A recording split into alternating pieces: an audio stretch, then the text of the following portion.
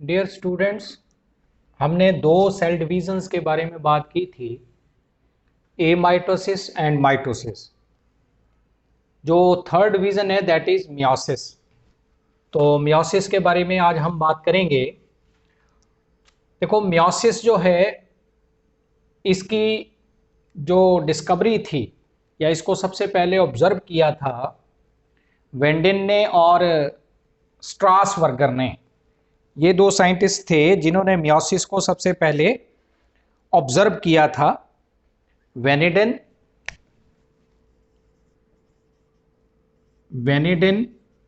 Then स्ट्रासवर्गर, इन दो ने meiosis की डिस्कवरी की थी।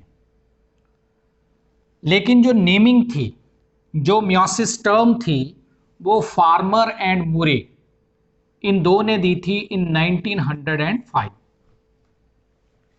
देखो, मियोसिस जो है it is a reductional division. इसको हम रिडक्शनल डिवीजन बोलते हैं। माइटोसिस को इक्वेशनल डिवीजन बोला था। इसको रिडक्शनल डिवीजन इसलिए बोलते हैं क्योंकि during the meiosis parent cell से जो 4 डॉटर सेल्स बनते हैं, they have half the number of chromosome as compare to parent cell. यानी अगर किसी पेरेंट सेल के अंदर क्रोमोसोम का नंबर 46 है, तो जो इससे 4 डॉटर सेल्स बनेंगे उनमें 23 इन ईच, 23 इन ईच, यानी हर एक में, ये पेरेंट सेल है अगर और ये डॉटर सेल्स हैं, तो नंबर ऑफ डॉटर सेल्स जो हैं, 4 नंबर ऑफ डॉटर सेल्स, उनमें हर एक में 23 23 23, यानी जितने पेरेंट सेल में होंगे, अगर पेरेंट सेल में मान लो 40 हैं तो 20 इन ईच। तो क्योंकि क्रोमोसोम का नंबर जो है वो हाफ रह जाता है as compare to chromosome number in parent cell, इसलिए इसको हम रिडक्शनल डिवीजन बोलते हैं। सेकंड है कि it is also known as double division. इसको हम डबल डिवीजन बोलते हैं। क्यों बोलते हैं double division? Because it completes in 2 stages. ये 2 स्टेजेस में कंप्लीट होती है। That is number 1 meiosis 1 and meiosis 2। Meiosis 2, तो 2 स्टेजेस हैं इसकी, इसलिए इसको हम डबल डिवीजन कह देते हैं। नेक्स्ट है, it always occurs in diploid cells. Haploid cells में मियोसिस नहीं होती। वो क्यों नहीं होती? क्योंकि ये रिडक्शनल डिवीजन है, और अगर कोई सेल ऑलरेडी हैप्लॉयड है तो उसका हाफ जो है, वो कोई नंबर जो है क्रोमोसोम का, वो एग्जिस्ट नहीं करेगा। तो डिप्लॉयड सेल्स में ही होती है, और रिडक्शनल डिवीजन है और डबल डिवीजन है, यानी 2 स्टेजेस में ये कंप्लीट होती है, मियोसिस 1 एंड मियोसिस 2। देखो, मियोसिस जो है उसकी 2 मेन फीचर्स हैं। ड्यूरिंग द मियोसिस 1 के दौरान क्या होता है, जो पेयर्ड क्रोमोसोम्स होते हैं, paired chromosomes,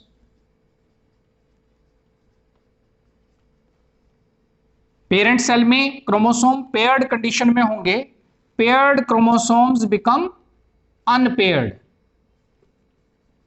in the daughter cell. यानी पेरेंट सेल में जो पेयर्ड कंडीशन में क्रोमोसोम्स होंगे, वो डॉटर सेल्स में क्या हो जाएंगे? अनपेयर्ड।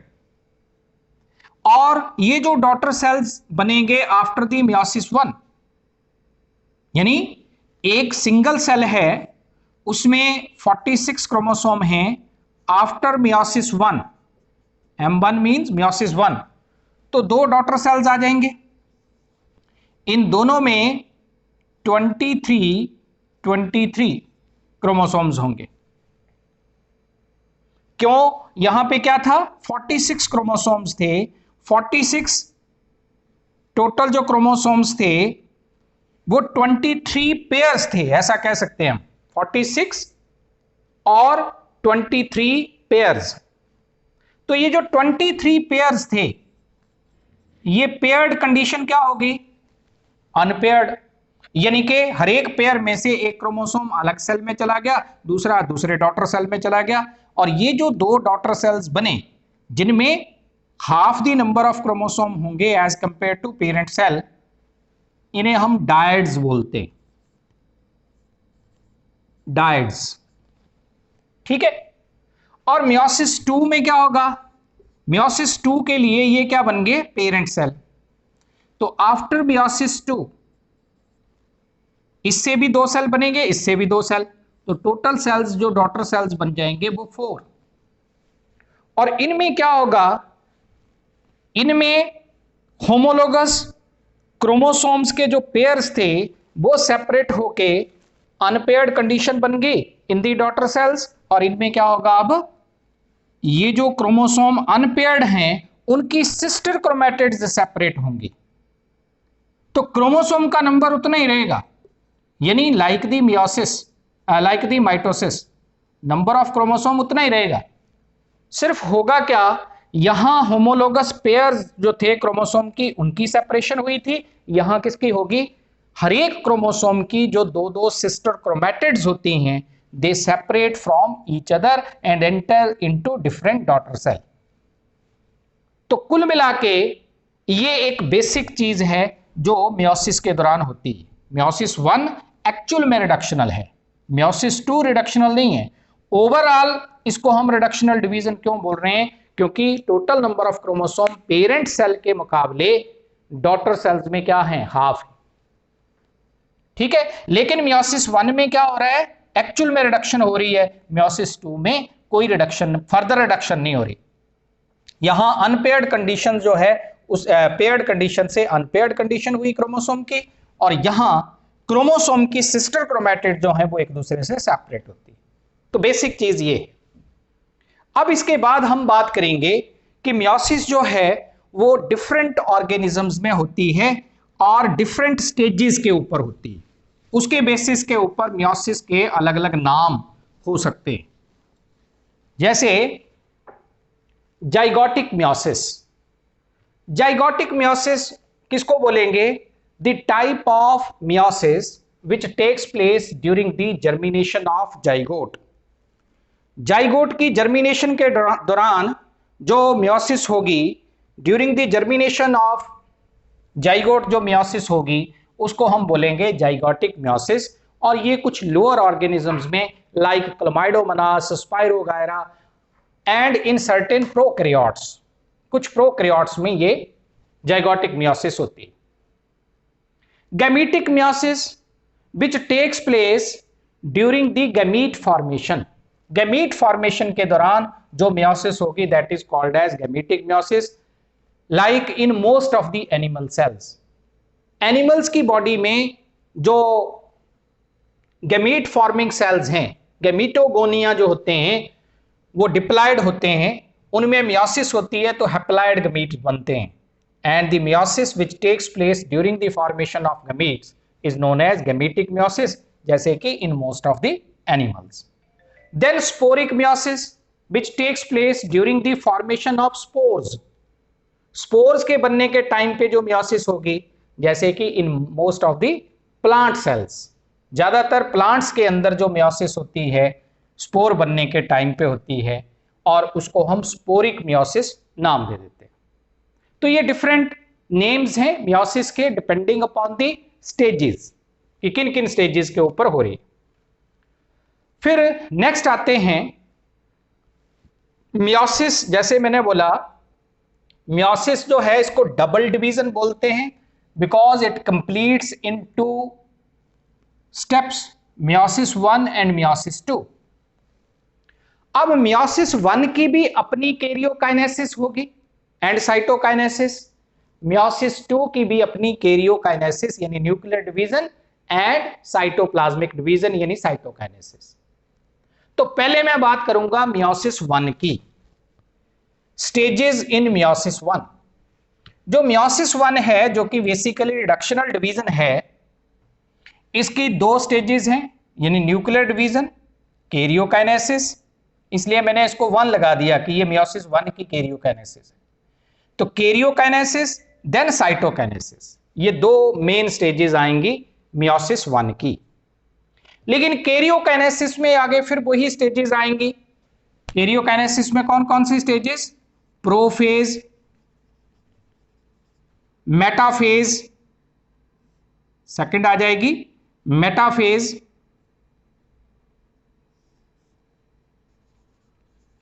मेटाफेज, देन एनाफेज और लास्ट में टीलोफेज, टीलोफेज। लेकिन ये सारे के सारे हैं किसके? मियोसिस 1 की कैरियोकाइनेसिस के हैं, इसलिए इनको क्या लिख देंगे? Prophase 1, metaphase 1, anaphase 1, then telophase 1। जो मियोसिस 2 की कैरियोकाइनेसिस के होंगे उन्हें हम बोलेंगे प्रोफेज 2, मेटाफेज 2, एनाफेज 2, टीलोफेज 2। तो ये जो प्रोफेज 1 है ये लॉन्गेस्ट फेज है या लॉन्गेस्ट सब स्टेज है इन मियोसिस। लगभग 90% टोटल मियोसिस का जो है टाइम पीरियड प्रोफेज 1 के दौरान ही कंज्यूम हो जाता है। एंड इट हैज 5 सब स्टेजेस। प्रोफेज 1 की भी आगे 5 सब स्टेजेस हैं। कौन कौन सी हैं? Leptotene, zygotene, then pachytene, fourth one is diplotene, diplotene, and the last one is diakinesis, diakinesis. तो ये जो है ये 5 डिफरेंट स्टेजेस हैं प्रोफेज 1 की। तो इनके बारे में अब हमने बात करनी है, डिफरेंट ये 5 स्टेजेस के बारे में। तो सबसे पहले है लेप्टोटीनी। देखो लेप्टोटीनी जो है ये प्रोफेज 1 की फर्स्ट स्टेज है। It is also known as leptonema, leptotene और लेप्टोनीमा। तो फर्स्ट स्टेज आ जाएगी प्रोफेज 1 की, प्रोफेज 1। इसकी पहली स्टेज है लेप्टोटीनी और लेप्टोनीमा।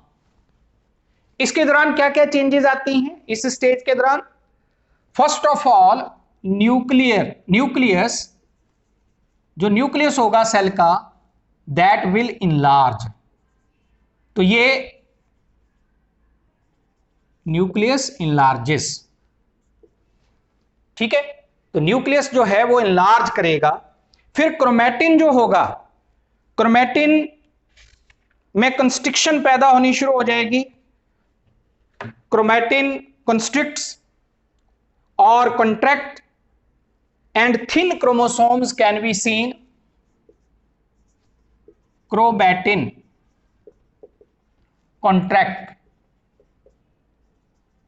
क्रोमैटिन कॉन्ट्रैक्ट्स करेगा, कॉन्ट्रैक्ट्स। फिर chromosomes, thin chromosomes, chromosomes are visible, are visible. ये दो बातें। तीसरा, अगर एनिमल सेल की बात करें तो bouquet stage, BOUQUET, bouquet stage. Bouquet stage is observed in case of animal cell. Animal cell के केस में बकेट स्टेज ऑब्जर्व इस लेप्टोटीनी स्टेज में होती है, जिसमें कि क्या होता है, जिसमें दोनों एंड जो होते हैं क्रोमोसोम्स के, they converge towards the nuclear matrix. Nuclear matrix की तरफ जो है क्रोमोसोम्स के दोनों एंड्स जो हैं वो कन्वर्ज करेंगे, and that look like the bucket, इसलिए इसको हम बकेट स्टेज बोल देते हैं। ईच क्रोमोसोम, हर एक क्रोमोसोम में क्या होगा, 2 क्रोमेटिड्स होंगी, ड्यूल नेचर होगी, मतलब क्रोमोसोम की dual nature of chromosome. Chromosome जो होंगे वो ड्यूल नेचर के होंगे, इस स्टेज के ऊपर, यानी हर एक क्रोमोसोम में दो दो क्रोमैटिन होंगी, but they are not visible or they are not differentiated. Dual nature of chromosomes but not differentiated. differentiated नहीं है, ठीक है। तो ये जो है, एक तो न्यूक्लियस इनलार्ज करना शुरू हो जाएगा, क्रोमैटिन जो है वो कंट्रैक्ट होना शुरू हो जाएगा, थिन क्रोमोसोम्स विजिबल होंगे, ड्यूल नेचर होगी क्रोमोसोम्स की, यानी दो दो क्रोमैटिड्स होंगी हर एक क्रोमोसोम में, but they appear single standard. Bouquet stage animal cell की अगर हम बात करें, उसकी लेप्टोटीनी स्टेज की बात करें तो उसमें बकेट स्टेज हमें नजर आती है। And centrosomes move to the opposite poles. Centrosomes जो होते हैं यानी centrioles, in case of animal cells, centrosomes move to opposite poles. Opposite poles, ये अपोजिट पोल्स की तरफ मूव करना शुरू करेंगे, एस्ट्रल रेज बनाना शुरू करेंगे, तो ये चेंजेस। इसके अलावा क्रोमोसोम बिगिनिंग में बीडेड अपेयर होंगे, बीड लाइक मैनर में, तो उनके ऊपर क्रोमोमेयर्स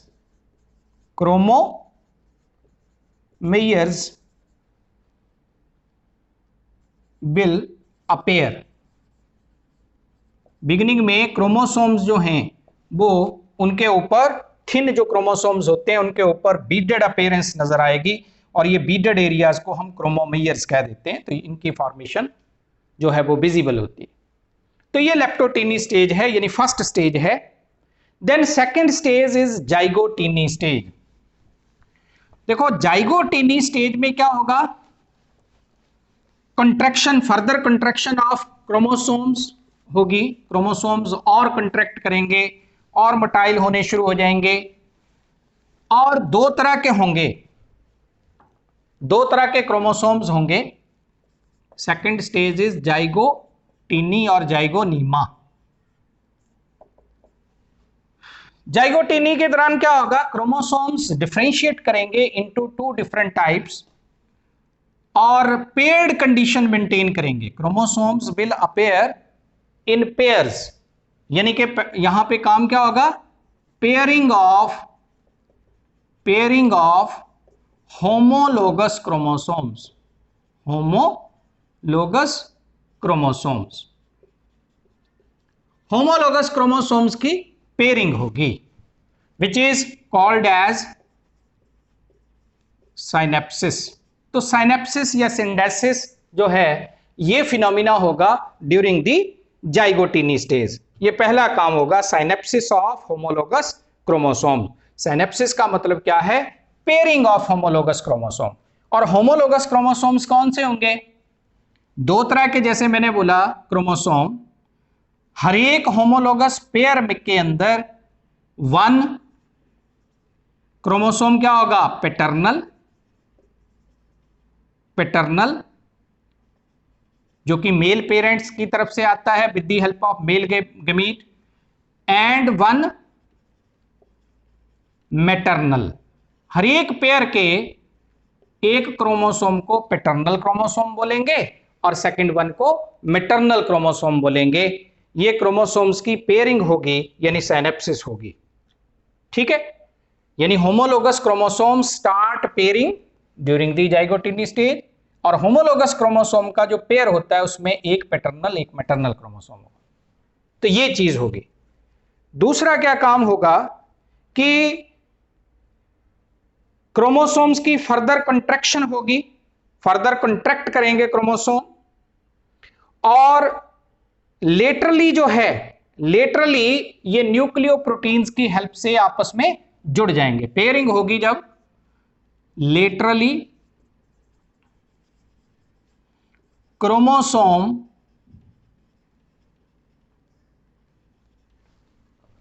attach with each other by nucleoprotein material,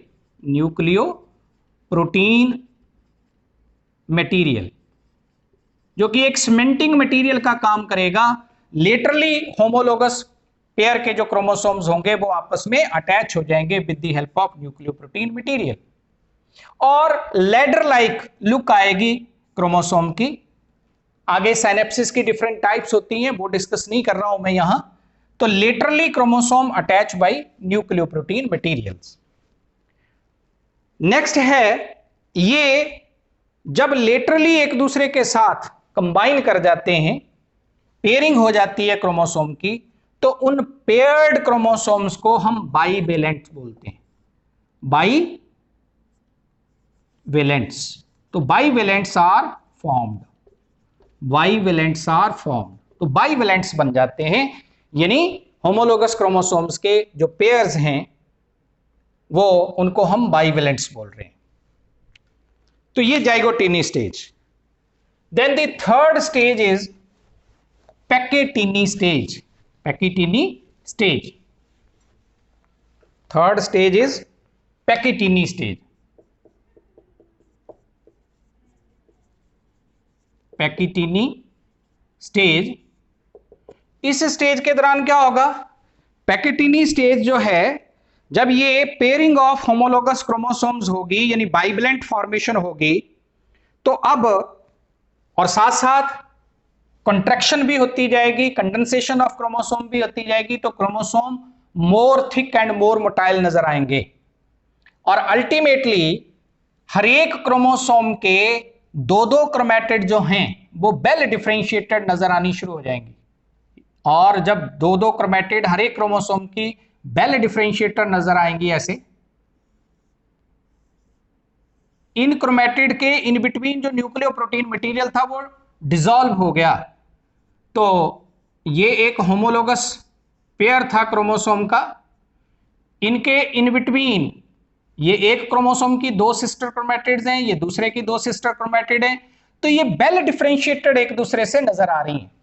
पहले क्या था, इनके बीच में भी न्यूक्लियोप्रोटीन मटेरियल डिपॉजिट था, जिसके कारण ये हर एक क्रोमोसोम सिंगल स्टैंडर्ड ही नजर आ रहा था। यहां ये ऐसे डिपॉजिटेड था, तो ये सिंगल स्टैंडर्ड नजर आ रहा था।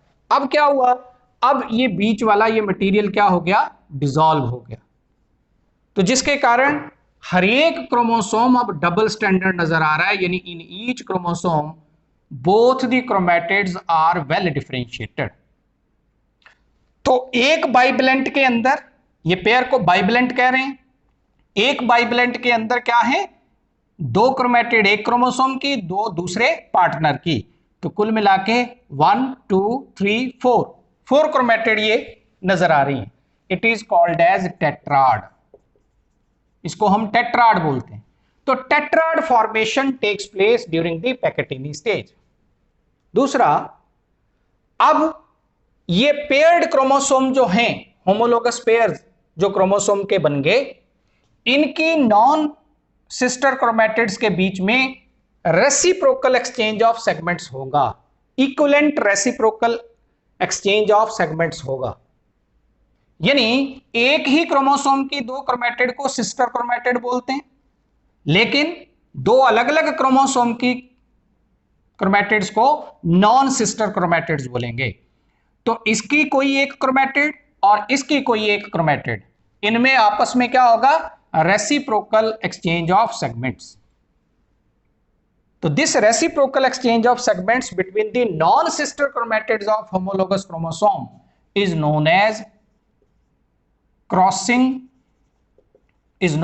Crossing over. इसको हम क्या बोल देते हैं, इसको हम नाम दे देते हैं क्रॉसिंग ओवर। क्रॉसिंग ओवर, तो crossing over takes place during the pachytene stage. दो काम हो गए, tetrad formation, then crossing over. फिर एक और चीज कह सकते हैं कि क्रोमोसोम्स की लेंथ के अलोंग कुछ डेंस एरियाज अपेयर होते हैं बाइवेलेंट्स के ऊपर। बिगिनिंग में, क्रॉसिंग ओवर तो बाद में होगी, मैंने फाइनल जो है पैकेटिनी स्टेज के दौरान फाइनल जो होगा स्टेप उसकी बात की है। लेकिन इस बाइवेलेंट के ऊपर जगह जगह पर क्या होंगे, कुछ डेंस एरियाज अपेयर होंगे। इन डेंस एरियाज को रिकॉम्बिनेशन नोड्यूल्स बोलते हैं, रिकॉम्बिनेशन नोड्यूल्स। तो इनिशियली क्या होगा, इनिशियली बाइवैलेंट के ऊपर जगह जगह पर क्या बनेंगे, कुछ dense areas which are called as recombination nodules. ये रिकॉम्बिनेशन नोड्यूल्स जो हैं ये होमोलोगस क्रोमोसोम्स के बीच में मीडिएट करते हैं क्रॉसिंग ओवर फिनोमिना को। यानी ये रिकॉम्बिनेशन नोड्यूल यानी जगह जगह पर जो डेंस एरियाज अपेयर होंगे on the bivalents, these mediate the recombinations between the homologous chromosomes. नई कॉम्बिनेशन जो हैं उनको बनाने में यानी क्रॉसिंग ओवर के फिनोमिना को करवाने में ये रिकॉम्बिनेशन नोड्यूल्स हेल्प करते हैं। और इन रिकॉम्बिनेशन नोड्यूल्स जो हैं उनके अंदर वेरियस एंजाइम्स होते हैं। They contain various enzymes like endonucleases, endonucleases, इस तरह के इनके अंदर एंजाइम्स होते हैं which are responsible for nicking and annealing, जो कि निकिंग के लिए, निकिंग का मतलब है cleavage, and annealing which are responsible for nicking and annealing. Nicking का मतलब breaking of chromatids and annealing का मतलब है रीयूनियन ऑफ ब्रोकन क्रोमैटिड्स। यानी जगह जगह पर ये क्रोमैटिड टूटेंगी, यानी ये क्रोमैटिड टूटेगी और इधर दूसरी कोई टूटेगी दूसरे क्रोमोसोम की, तो तोड़ने में हेल्प कर रहे हैं एंडोन्यूक्लियेसिस, उनके अंदर निकिंग करवाने में। और फिर कुछ एंजाइम ऐसे होंगे जो क्या करेंगे, जो एनीलिंग यानी इन टूटे हुए हिस्सों को आफ्टर द एक्सचेंज जोड़ने में, एनीलिंग में हेल्प कर रहे हैं। तो ये कुल मिला के जो है पैकेटिनी स्टेज के दौरान एक तो टेट्राड फॉर्मेशन यानी 4 क्रोमैटिड जो हैं बाइवैलेंट्स की वो क्लियर डिफरेंशिएटेड नजर आनी शुरू हो जाती हैं due to the dissolution of nucleoprotein material in between the sister chromatids. Then recombination nodules की फॉर्मेशन होती है यानी डेंस एरियाज अपेयर होते हैं on the bivalent which contain certain enzymes जिनको हम एंडोन्यूक्लियेसेस बोलते हैं which are responsible for nicking and annealing which ultimately leads to crossing over. और क्रॉसिंग ओवर क्या होती है, reciprocal exchange of segments between the non sister chromatids of homologous chromosome. तो ये थर्ड स्टेज है pachytene stage. Then the fourth stage is diplotene stage. अब ये chromosomes का आपस में एक्सचेंज हो गए मटेरियल, तो फिर फोर्थ स्टेज के दौरान क्या होगा, डिप्लोटिनी और डिप्लोनीमा स्टेज। इस स्टेज के दौरान क्याज्मा फॉर्मेशन, क्याज्मा फॉर्मेशन यानी जो साइनेप्स्ड क्रोमोसोम थे जिन्होंने पेयरिंग की थी, यानी होमोलोगस क्रोमोसोम जो थे जिन्होंने पेयरिंग की थी during the zygotene stage, they start separating from each other, वो एक दूसरे से सेपरेट होने शुरू हो जाते हैं। Synapsed chromosomes start separating from each other, एक दूसरे से ये सेपरेट होने शुरू हो जाते हैं जो साइनेप्स्ड क्रोमोसोम थे, ठीक है, होमोलोगस पेयर के जो क्रोमोसोम्स थे। और जो न्यूक्लियोप्रोटीन मटेरियल है वो पार्शियली डिसॉल्व हो जाता है। इनके बीच में ये जो न्यूक्लियोप्रोटीन मटेरियल था, पहले जो मैंने बात की थी वो सिस्टर क्रोमैटिड्स के इन बिटवीन, अब बात कर रहा हूं कि लेटरली ये जो होमोलोगस क्रोमोसोम आपस में जुड़े थे तो उनके बीच का ये न्यूक्लियोप्रोटीन मटेरियल पार्शियली डिसॉल्व होना शुरू हो जाएगा। तो partial dissolution of nucleoprotein material in between the homologous chromosome, homologous chromosomes के बीच में जो न्यूक्लियोप्रोटीन मटेरियल है उसकी पार्शियल डिसोल्यूशन होनी शुरू हो जाएगी। पार्शियल का मतलब क्या हुआ कि कहीं कहीं ये जुड़े रह जाएंगे। इसका मतलब क्रोमैटिड जो हैं होमोलोगस क्रोमोसोम्स की वो आपस में कहीं कहीं जुड़ी रह जाएंगी और ये जो पॉइंट्स ऑफ अटैचमेंट होते हैं, जहां जहां जुड़ी रह गई क्रोमैटिड्स होमोलोगस क्रोमोसोम्स की, these points of attachments are called as chiasmata, singular chiasma. These points of attachment are called as क्याज़मेटा।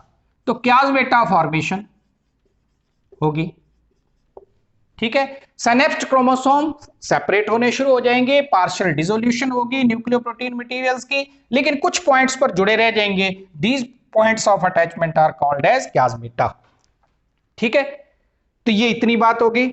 अब इसके बाद क्या है, डायाकाइनेसिस। लास्ट स्टेज जो है प्रोफेज 1 की, लास्ट स्टेज है डायाकाइनेसिस।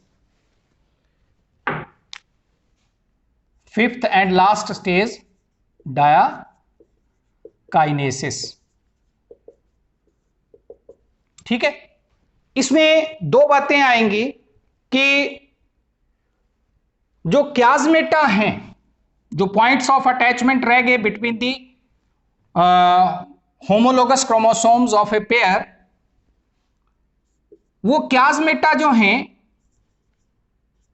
क्याज़मेटा will move towards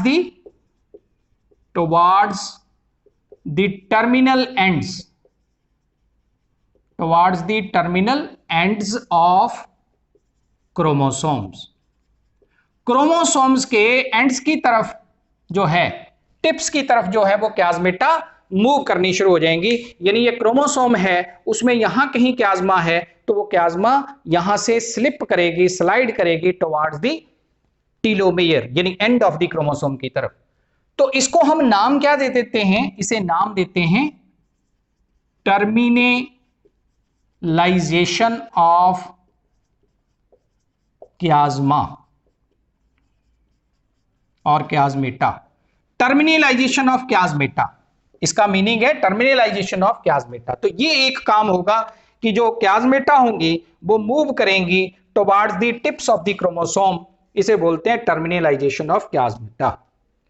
आरएनए की सिंथेसिस जो है वो स्टॉप कर जाएगी, RNA synthesis stops. RNA synthesis ये हो रही होती है इस दौरान, पहले बाकी की स्टेजेस में, लेकिन यहां आके ये स्टॉप कर जाएगी, आरएनए सिंथेसिस स्टॉप्स। ये भी एक काम होगा। फिर एक काम होगा, that is disjunction of chromosome, disjunction of chromosomes. यानी जो न्यूक्लियो प्रोटीन मटेरियल जो पार्शियल डिसोल्यूशन हुई थी, जब क्याज़मेटा टर्मिनल एंड्स की तरफ मूव कर जाएंगे, देन डिसजंक्शन ऑफ, जंक्शन का मतलब मिलना, डिसजंक्शन का मतलब सेपरेट होना, तो डिसजंक्शन ऑफ होमोलोगस क्रोमोसोम्स, जिनमें क्रॉसिंग ओवर हो चुकी है, उनका आपस में एक दूसरे से क्या हो जाना, सेपरेट हो जाना, तो डिसजंक्शन ऑफ होमोलोगस क्रोमोसोम। ये कुछ काम जो हैं वो डायग्नोसिस के दौरान होते हैं। प्लस एक लास्ट में बात कर सकता हूं इसमें कि न्यूक्लियर इनवेल्प जो होगी, nuclear envelope and nucleolus, they start disintegrating. ये डिसइंटीग्रेट होने शुरू हो जाएंगे या ये डिसइंटीग्रेट हो जाएगी, तो nuclear membrane and nucleolus they start disappearing, वो डिसअपेयर हो जाएंगे। तो ये भी काम जो है, स्पिंडल फॉर्मेशन जो है वो स्टार्ट हो जाएगी ड्यूरिंग द डायग्नोसिस स्टेज, यानी इसके दौरान जो है वो स्पिंडल फॉर्मेशन जो है उसका काम भी, स्पिंडल अपरेटस फॉर्म होना शुरू हो जाएगा। तो न्यूक्लियर मेम्ब्रेन एंड न्यूक्लियोलस ये डिसअपेयर होंगे, एंड स्पिंडल अपरेटस जो है वो उसकी फॉर्मेशन स्टार्ट होगी। तो ये डायग्नोसिस के स्टेप्स आएंगे या पॉइंट्स आएंगे। तो कुल मिला के जो मियोसिस 1 की कैरियोकाइनेसिस की फर्स्ट स्टेज है प्रोफेज 1, उसमें 5 डिफरेंट स्टेजेस, लेप्टोटीनी, जाइगोटीनी, पैकेटीनी, डिप्लोटीनी एंड डायग्नोसिस, इनके बारे में मैंने बात की है। 90% मियोसिस का टाइम जो है वो प्रोफेज 1 के दौरान ही जो है वो कंज्यूम होता है। अब इसके बाद अगला जो आएगा मेटाफेज 1, उसके बारे में हम नेक्स्ट लेक्चर में बात करेंगे। Thank you very much.